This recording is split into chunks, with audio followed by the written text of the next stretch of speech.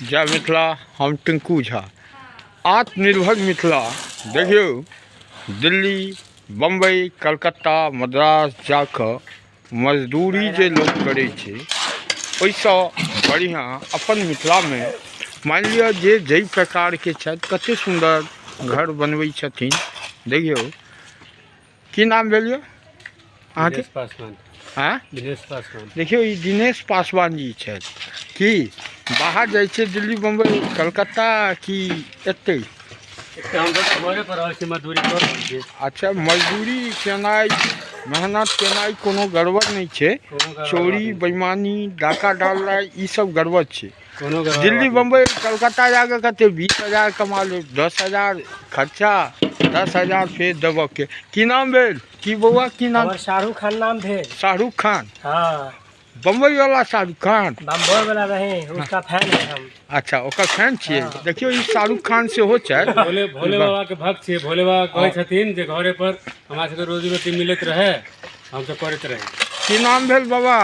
हमर नाम हाँ, मोहम्मद की नाम भेल? हसन। अच्छा अच्छा, हसन। देखियो, ई सब। और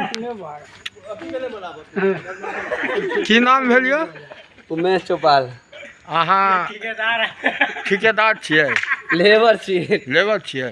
देखियो, ई चौपाल जी छथि आ कते सुंदर घर बना रहल छथि। मान लिअ कतौ बाहर दिल्ली, बम्बई, कलकत्ता जाकर केओ गाड़ी पर होइ छै, बिहारी मजदूर बना देने छै।